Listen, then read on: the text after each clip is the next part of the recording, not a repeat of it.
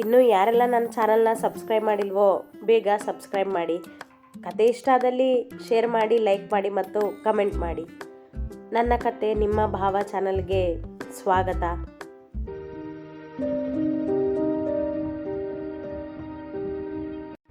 ಅವನಿಷ್ಟದಂತೆಯೇ ಶ್ರೀ ಚುನಾವಣೆಗೆ ತನ್ನ ಹೆಸರನ್ನೇ ಕೊಟ್ಟಳು. ತನ್ನ ಸ್ನೇಹಿತರ ಜೊತೆಗೂಡಿ ಕಾಲೇಜಿನ ತುಂಬ ಪ್ರಚಾರ ಮಾಡಿದಳು ತಾನೇ ಕಾಲೇಜಿನ ಪ್ರೆಸಿಡೆಂಟ್ ಆಗಬೇಕೆಂದು. ಅವಳು ಹೆಸರು ಕೊಟ್ಟಿದ್ದು, ಕಾಲೇಜಿನ ತುಂಬ ಪ್ರಚಾರ ಮಾಡಿದ್ದು ಕೃಷ್ಣನ ಕಿವಿಗೂ ಬಿದ್ದಿತು. ಎಲ್ಲವನ್ನೂ ಕೇಳಿ ಅವನಿಗೆ ಅರ್ಥವಾಗಿತ್ತು ತಾನು ಹೇಳಿದ್ದಕ್ಕೆ ಅವಳು ಚುನಾವಣೆಗೆ ಒಪ್ಪಿದಳೆಂದು. ಅದೇನೋ ಖುಷಿ ಅವನಿಗೆ ಅವಳ ತುಂಟಾಟಗಳನ್ನು ಕಂಡು.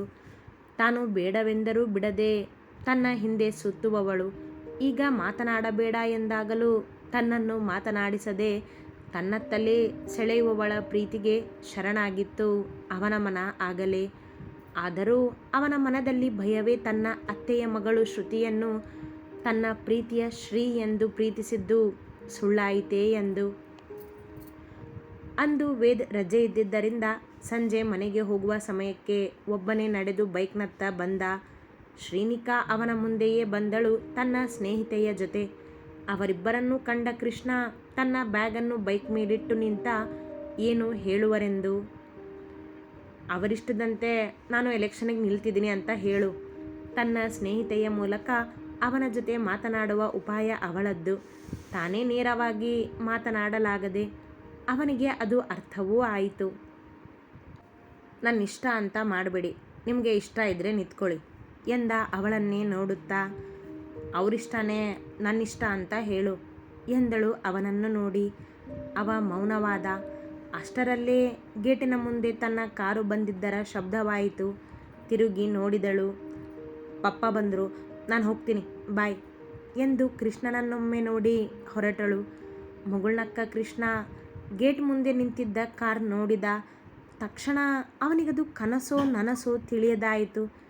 ತಾನು ಊಹಿಸಿದ್ದು ಸತ್ಯವೋ ಅಲ್ಲವೋ ಎಂದು ತಿಳಿಯಲು 4 ಹೆಜ್ಜೆ ಮುಂದೆ ಬಂದು ನೋಡಿದ. ಅವನ ಕಣ್ಣು ಮಿಂಚಿದವು. ಹೌದು, ಕಾರಿನ ಮುಂದಿನ ಸೀಟಿನಲ್ಲಿ ಕುಳಿತಿದ್ದು ಅವನ ರಘುರಾಜ್ ಮಾವನೇ.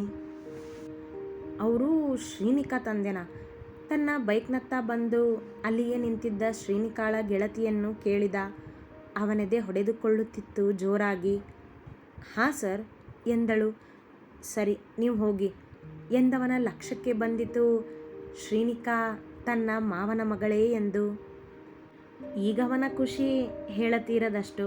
ಕೆನ್ನೆಯಲ್ಲಿ ಗುಳಿ ಅಳಿಸಲಾಗದಂತೆ ಮೂಡಿದವು. ತನ್ನ ಎಷ್ಟೋ ವರ್ಷಗಳ ತಪಸ್ಸಿಗೆ ಫಲ ಸಿಕ್ಕಿತೆಂಬ ಖುಷಿಯಲ್ಲಿ ತನ್ನ ಮುಖವನ್ನೊಮ್ಮೆ 2 ಕೈಯಿಂದ ಮುಚ್ಚಿ ತೆಗೆದ. ಅವನ ಮನ ಖುಷಿಯಿಂದ ತುಂಬಿತ್ತು. ಹೃದಯ ಜೋರಾಗಿ ಹೊಡೆದುಕೊಳ್ಳುತ್ತಿತ್ತು. ಆ ಖುಷಿಯಲ್ಲಿ ಕಣ್ಣು ತುಂಬಿದವು.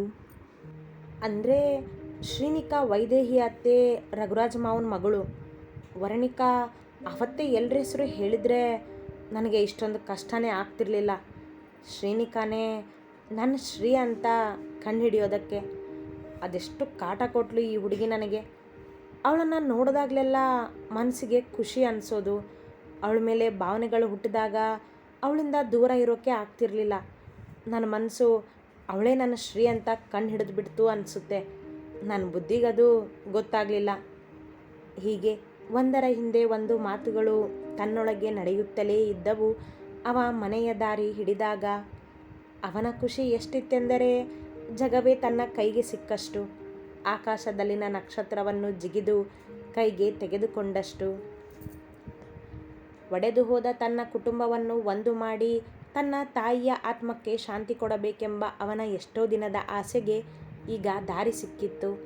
ಮುಂದೇನು ಮಾಡಬೇಕೆಂಬ ಯೋಚನೆ ತಿಳಿಯದೆ ಅವನ ಮನ ಖುಷಿಯಲ್ಲಿ ಹೊಡೆದುಕೊಳ್ಳುತ್ತಿತ್ತು. ಮನೆಗೆ ಬಂದವನೇ ಕಟ್ಟಿ ಹಾಕಿದ್ದ ಚಾಕೋನನ್ನು ಬಿಚ್ಚಿ ಮನೆಯ ಬಾಗಿಲು ತೆಗೆದ. ಒಳಬಂದು ಸೋಫಾದಲ್ಲಿ ಕುಳಿತವನೇ ದೀರ್ಘ ಉಸಿರನ್ನು ಹೊರಹಾಕಿದ. ಚಾಕೋ ಅವನ ಕಾಲಿನ ಹತ್ತಿರ ಬಂದು ಅವನನ್ನೇ ನೋಡುತ್ತಾ ನಿಂತಿತು. ಚಾಕೋ, ನಾನು ತುಂಬ ಖುಷಿಯಾಗಿದ್ದೀನಿ ಗೊತ್ತಾ ಇವತ್ತು. ಈ ಖುಷಿಗೆ ಕಾರಣ ಏನೋ ಗೊತ್ತಾ ನಿನಗೆ ಎಂದವ ಅದರ ಮುಖವನ್ನು ತನ್ನ ಕೈಗಳಲ್ಲಿ ಹಿಡಿದುಕೊಂಡ. ಅವನ ಪ್ರೀತಿಗೆ ಅದು ಅವನಿಂದ ಬಿಡಿಸಿಕೊಂಡು ಅವನ ಕೈ ನೆಕ್ಕಿತು. ಚಾಕೋ, ನಮ್ಮ ಮನೆಗೆ ಶ್ರೀನಿಕಾ ಬರ್ತಿದ್ಲು ಗೊತ್ತಲ್ಲ ನಿನಗೆ. ನೀನು ಅವಳನ್ನು ಕಂಡ್ರೆ ತುಂಬ ಬೊಗಳುತ್ತಿದ್ದೆ. ಅವಳು ಬೇರೆ ಯಾರೂ ಅಲ್ಲ, ನನ್ನ ಅತ್ತೆ ಮಗಳು ಶ್ರುತಿನೇ.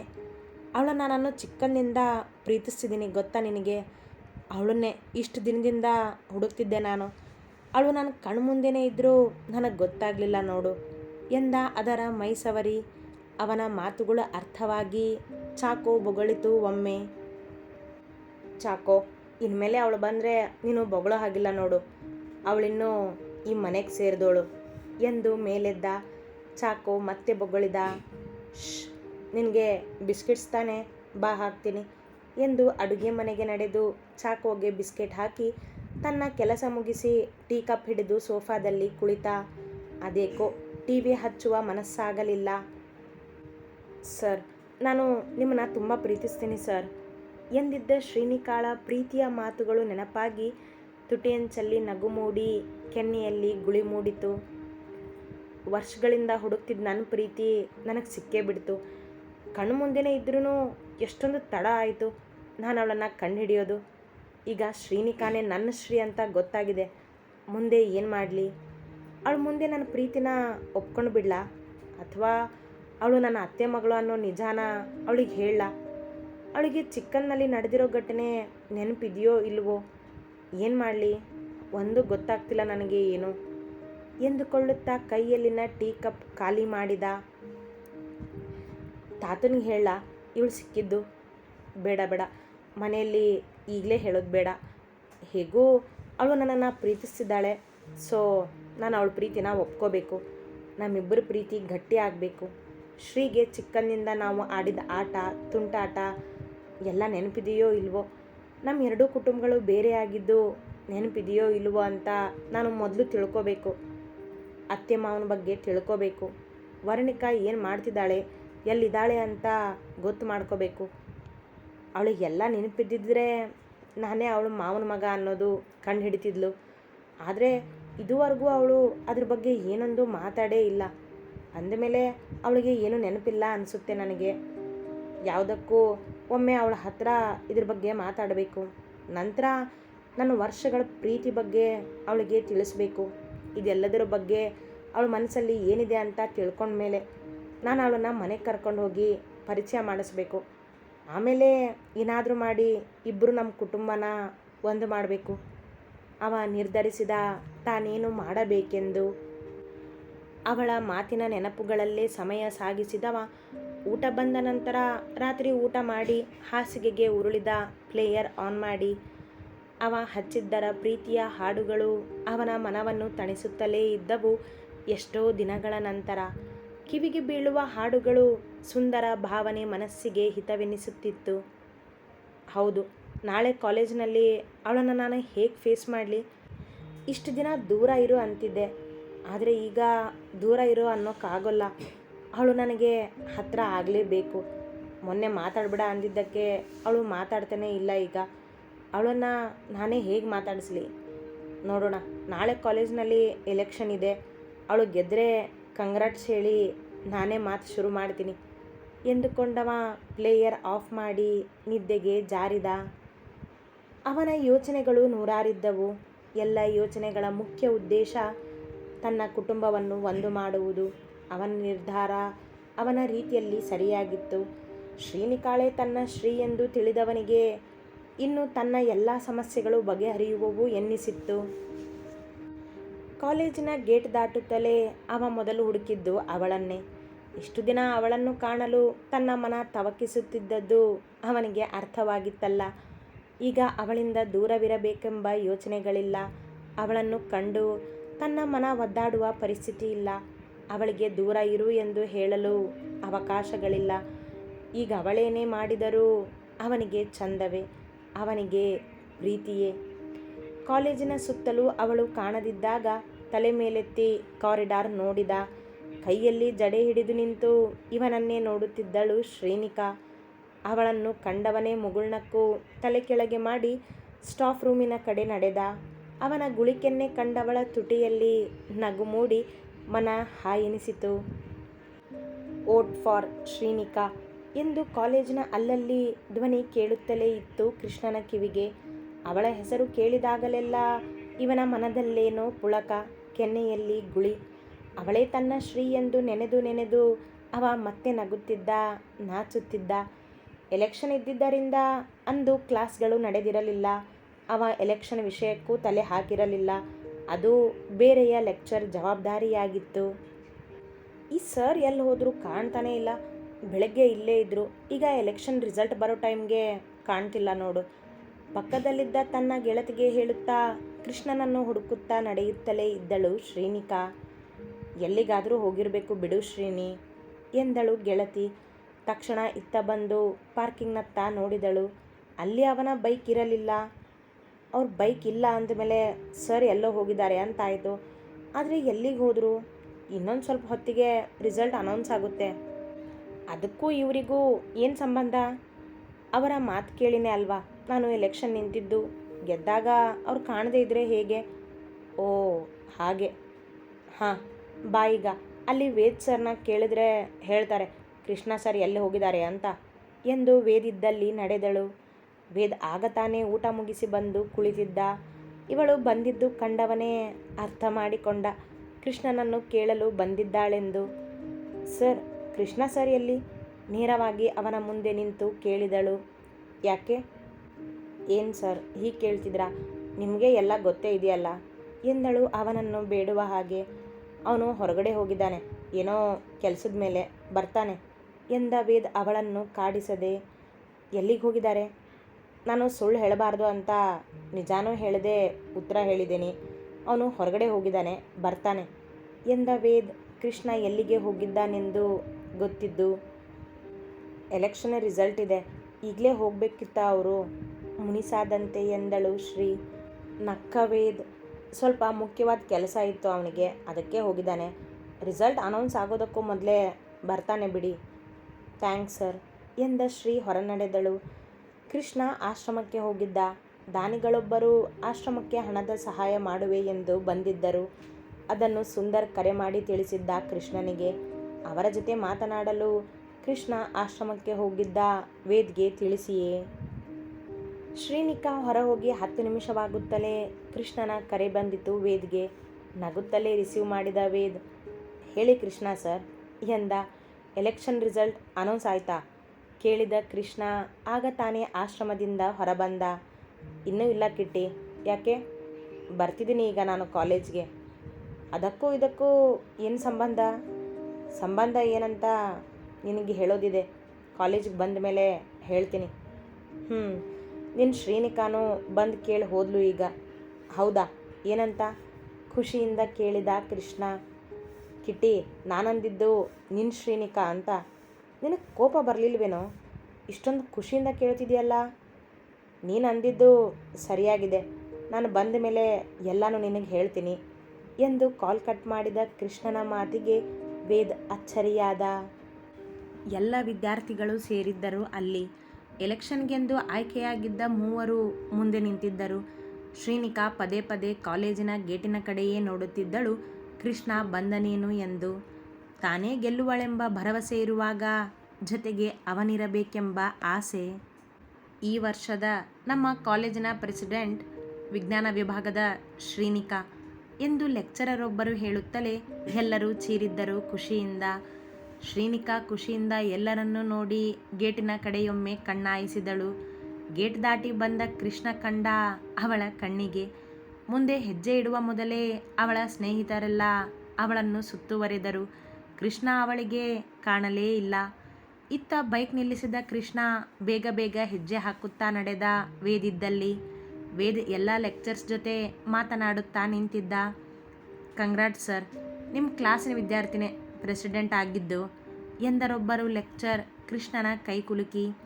ಅವನಿಗೆ ಗೊತ್ತಾಗಿಬಿಟ್ಟಿತು ಶ್ರೀನಿಕಾಳೆ ಗೆದ್ದಿದ್ದೆಂದು. ಹೌದೇನು ಎಂಬಂತೆ ವೇದ್ ಮುಖ ನೋಡಿದ. ವೇದ್ ಹೌದೆಂದು ಕಣ್ಣಲ್ಲೇ ಸನ್ನೆ ಮಾಡಿದ. ಥ್ಯಾಂಕ್ಸ್ ಸರ್ ಎಂದ ಕೃಷ್ಣ. ಶ್ರೀನಿಕಾ ಕಾಣುವಳೇನೋ ಎಂದು ನಿಂತಲ್ಲೇ ನೋಡಿದ. ಕಿಟ್ಟಿ ಬಾ ಇಲ್ಲಿ ಎಂದ ವೇದ್ ಕೃಷ್ಣನ ಕೈ ಹಿಡಿದು ಕೊಂಚ ಮುಂದೆ ನಡೆದ. ಏನು ಹೇಳು ಕಿಟ್ಟಿ, ಏನು ನಡೀತಿದೆ ಇಲ್ಲಿ? ನನಗೊಂದು ಅರ್ಥ ಆಗ್ತಿಲ್ಲ ತನಗಿದ್ದ ಗೊಂದಲ ಹೇಳಿದ ವೇದ್. ಮುಗುಳ್ನಕ್ಕ ಕೃಷ್ಣ. ಹೇಳ್ತೀನಿ ಇರು ವೇದ್ ಎಂದು ಅವನ ಭುಜ ತಟ್ಟಿದ. ಸರ್, ನನಗೆ ಕಂಗ್ರಾಟ್ಸ್ ಹೇಳಲ್ವಾ ನೀವು ಎನ್ನುತ್ತಲೇ ಬಂದಳು ಶ್ರೀನಿಕಾ ಅವನ ಹಿಂದೆ. ಅವಳ ಧ್ವನಿಗೆ ತಿರುಗಿದರು ಇಬ್ಬರು ಅವಳತ್ತ. ಕೃಷ್ಣ ಅವಳನ್ನು ಕಂಡು ಖುಷಿಯಾದರೂ ತೋರಿಸದೆ ಅವಳನ್ನು ಕಾಡಬೇಕೆನ್ನಿಸಿ, ಯಾಕೆ ಎಂದ ಮುಖ ಗಂಟು ಹಾಕಿಕೊಂಡೆ. ನಾನು ಎಲೆಕ್ಷನ್ನಲ್ಲಿ ಗೆದ್ದಿದ್ದಕ್ಕೆ. ನಿಮಗೆ ಗೊತ್ತಾ, ನಾನು ನೀವು ಹೇಳಿದ್ದಕ್ಕೆ ಎಲೆಕ್ಷನ್ನಲ್ಲಿ ನಿಂತಿದ್ದು ಎಂದಳು ತನ್ನ ಎರಡೂ ಕೈಗಳನ್ನು ಬೆಸೆದು ನಿಂತು. ಅದಕ್ಕೆ ನಾನೇನು ಮಾಡಬೇಕೀಗ ಗಂಭೀರವಾಗಿಯೇ ಕೇಳಿದ. ಮುಖ ಕೆಳಗೆ ಮಾಡಿತು ಹುಡುಗಿ ಅವನ ಗಂಭೀರತೆಗೆ. ವೇದ್, ಬಾ, ನನಗೆ ಸ್ವಲ್ಪ ಕೆಲಸ ಇದೆ ಎಂದ ಕೃಷ್ಣ ಮುಂದೆ ಹೋಗಲು ಹೆಜ್ಜೆ ಇಡುತ್ತಲೇ. ಸರ್, ನಾನು ಗೆದ್ದಿದ್ದಕ್ಕೂ ವಿಶ್ ಮಾಡೋಲ್ವಾ ಮತ್ತೆ ಕೇಳಿದಳು. ಕೃಷ್ಣ ಉತ್ತರಿಸದೆ ಮುಂದೆ ನಡೆದ ವೇದ್ ಜೊತೆ. ಏನು ನಡೀತಿದೆ ಇಲ್ಲಿ ನನಗೊಂದು ಅರ್ಥ ಆಗ್ತಿಲ್ಲ ಕಿಟ್ಟಿ ಕೇಳಿದ ವೇದ್. ಹೇಳ್ತೀನಿ, ಮೀಟಿಂಗ್ ಮುಗಿಲಿ ಬಾ ಎಂದು ಕೃಷ್ಣ ಮುಂದೆ ನಡೆಯುತ್ತಲೇ ಇಬ್ಬರು ಲೆಕ್ಚರ್ಸ್ ಮೀಟಿಂಗ್ ಅಟೆಂಡ್ ಮಾಡಲು ಪ್ರಿನ್ಸಿಪಾಲ್ ಚೇಂಬರಿಗೆ ನಡೆದರು. ಅರ್ಧ ಗಂಟೆಯ ಮೀಟಿಂಗ್ ಮುಗಿಯುತ್ತಲೇ ಎಲ್ಲರೂ ಹೊರಟು ನಿಂತಿದ್ದರು. ಕೃಷ್ಣ ಶ್ರೀನಿಕಾಳನ್ನು ಹುಡುಕುತ್ತಲೇ ಪಾರ್ಕಿಂಗ್ನತ್ತ ಬಂದ. ಕಿಟ್ಟಿ, ಏನು ಅಂತ ಈಗ ನೀನು ಹೇಳ್ತೀಯೋ ಇಲ್ವೋ ಇನ್ನು ಸಾಕಾಗಿ ರೇಗಿದ ವೇದ್ ಕೃಷ್ಣನಿಗೆ. ಇರೋ ಹೇಳ್ತೀನಿ ಎಂದ ಕೃಷ್ಣ ಶ್ರೀನಿಕಾಳನ್ನು ಹುಡುಕುತ್ತಲೇ ಇದ್ದ. ಅವನ ಹುಡುಕಾಟ ಕಂಡ ವೇದ್ ಅವನ ತೋಳು ಹಿಡಿದು ತನ್ನತ್ತ ತಿರುಗಿಸಿಕೊಂಡ ಅವನನ್ನು. ಈಗ ಹೇಳು, ಏನಾಗಿದೆ ನಿನಗೆ ಅಂತ ಕೇಳಿದ ಕೃಷ್ಣನ ಮುಖ ನೋಡುತ್ತಲೇ. ಸರ್, ಕೃಷ್ಣ ಮುಂದೆ ಮಾತನಾಡುವ ಮೊದಲೇ ಅವನ ಕಿವಿಗೆ ಬಿದ್ದಿತು ಅವಳ ಧ್ವನಿ. ತಟ್ಟನೆ ಕೃಷ್ಣ ಅವಳತ್ತ ತಿರುಗಿ ಅವಳನ್ನೇ ನೋಡುತ್ತಾ ನಿಂತ. ಸರ್, ನನಗೆ ಕಂಗ್ರಾಟ್ಸ್ ಹೇಳಲ್ವಾ ನೀವು ಸಣ್ಣ ಮುಖ ಮಾಡಿ ಮತ್ತೆ ಕೇಳಿದಳು. ಅವಳ ಮುಖ ನೋಡಿ ಕೃಷ್ಣನಿಗೆ ನಗು ಬಂದರೂ ತಡೆದು ನಿಂತು ಅವಳನ್ನೇ ನೋಡುತ್ತಿದ್ದ. ಸರ್, ನೀವು ಮಾತಾಡಿಸ್ಬೇಡ ಅಂದರೂ ನಿಮ್ಮನ್ನು ಮಾತಾಡಿಸಿದ್ದು ನನ್ನ ತಪ್ಪು. ಸಾರಿ ಸರ್ ಎಂದು ಮುಖ ಕೆಳಗೆ ಮಾಡಿ ಹೋಗಲು ಹಿಂದೆ ತಿರುಗಿದಳು. ಅವ ಮೊದಲಿನ ಹಾಗೆ ಎಲ್ಲಿ ತನಗೆ ಬುದ್ಧಿ ಹೇಳುವನೋ ಎಂದುಕೊಂಡು. ಶ್ರೀನಿಕಾ, ಕೃಷ್ಣನ ಪ್ರೀತಿಯ ಧ್ವನಿ ಅವಳ ಕಿವಿಗೆ ಬಿದ್ದೇ ಬಿಟ್ಟಿತು. ಮೊದಲ ಬಾರಿ ತನ್ನ ಹೆಸರನ್ನು ಅವನ ಬಾಯಲ್ಲಿ ಕೇಳಿದವಳ ಎದೆ ಝಲ್ ಎನ್ನಿಸಿ ಹಿಂದೆ ತಿರುಗಿ ಅವನನ್ನೇ ನೋಡಿದಳು ಖುಷಿಯಿಂದ. ಕಂಗ್ರಾಟ್ಸ್ ಎಂದ ಕೃಷ್ಣನ ಮುಖದಲ್ಲಿ ಮಂದಹಾಸದ ನಗು, ಕೆನ್ನೆಯಲ್ಲಿ ಗುಳಿ. ಸರ್, ನೀವು ನನ್ನ ಹೆಸರು ಕೂಗಿದ್ರಾ? ಓ ಮೈ ಗಾಡ್ ಎಂದು ಎದೆ ಹಿಡಿದು ನಿಂತವಳು. Thank you sir, thank you so much ಎಂದಳು ಅವನ ಮುಖ ನೋಡುತ್ತಾ. ಏನೋ ಅದ್ಭುತವೇ ನಡೆದಂತೆ. ಅವ ನಗುತ್ತಾ ತನ್ನ ಜೇಬಿನಲ್ಲಿ ಕೈಯಿಟ್ಟು ನಿಂತು ಅವಳನ್ನೇ ನೋಡುತ್ತಿದ್ದ. ಸರ್, ನೀವು ನನ್ನ ಹೆಸರು ಕೂಗಿದ್ರ ಅರ್ಥ ಏನೋ ಅಂತ ತಿಳ್ಕೊಳ್ಳಿ. ನಾನು ನಿಮ್ಮಿಂದ ದೂರ ಇರಬೇಕು ಅಂತನಾ ಇಲ್ಲ ನಿಮಗೆ ಇನ್ನೂ ಹತ್ತಿರ ಆಗಿದ್ದೀನಿ ಅಂತನಾ ಕೇಳಿದಳು ತುಂಟತನದಿಂದ. ಕಿಟ್ಟಿ, ಏನೋ ಇದು ವೇದ್ ಕೃಷ್ಣನ ಪಕ್ಕ ಬಂದು ಸಣ್ಣ ಧ್ವನಿಯಲ್ಲಿ ಕೇಳಿದ. ಹೇಳ್ತೀನಿ, ಬೈಕ್ ಹತ್ತು ಎಂದ ಕೃಷ್ಣ ತನ್ನ ಬೈಕ್ ಹತ್ತಿ ವೇದ್ಗೆ ಬೈಕ್ ಹತ್ತುವಂತೆ ಸನ್ನೆ ಮಾಡಿದ. ವೇದ್ ಬೈಕ್ ಹತ್ತಿದ. ಶ್ರೀ ಅವನನ್ನೇ ನೋಡುತ್ತಾ ಅವನ ಉತ್ತರಕ್ಕಾಗಿ ಕಾಯುತ್ತಿದ್ದಳು. ಜಡೆ ಹಿಡಿದು ನಿಂತು ಕಣ್ಣು ಮಿಟುಕಿಸುತ್ತಾ. ಬೈಕ್ ಸ್ಟಾರ್ಟ್ ಮಾಡಿದ ಕೃಷ್ಣ ಅವಳನ್ನು ಅದೇ ಮುಗುಳ್ನಗೆಯಿಂದ ನೋಡಿದವನೇ. ಅದರ ಅರ್ಥ ಏನು ಅಂತ ನಾಳೆ ಹೇಳ್ತೀನಿ ಎಂದು ಬೈಕ್ ಸ್ಟಾರ್ಟ್ ಮಾಡಿದ. ಅವನ ನಗುಮುಖದಿಂದಲೇ ಅವನ ಒಪ್ಪಿಗೆ ತಿಳಿದ ಶ್ರೀ ಸರ್ ಕೂಗಿದಳು ಮುಂದೆ ಹೋದವನನ್ನು. ಅವ ಬೈಕ್ ನಿಲ್ಲಿಸಿ ಹಿಂದೆ ತಿರುಗಿದ. ನನಗೆಲ್ಲ ಅರ್ಥ ಆಯಿತು ಎಂದು ತನ್ನ ಎಡಗಣ್ಣಿನಿಂದ ಅವನಿಗೆ ಕಣ್ಣು ಹೊಡೆದು ಬಲಗಣ್ಣು ಮುಚ್ಚಿ ತೆಗೆದಳು. ಅವನ ಹೃದಯ ಖುಷಿಯಿಂದ ತುಂಬಿತು. ಇನ್ನೂ ತನ್ನ ದಾರಿ ಸುಗಮ ಎಂದು ನೆನೆದು. ಅತಿ ಹೆಚ್ಚಿನ ಕಥೆಗಳಿಗಾಗಿ ಹಿಂಬಾಲಿಸಿ ಪ್ರತಿಲಿಪಿ ಆ್ಯಪ್ನಲ್ಲಿ ಪ್ರತಿಮಾ SH ಅವರನ್ನು.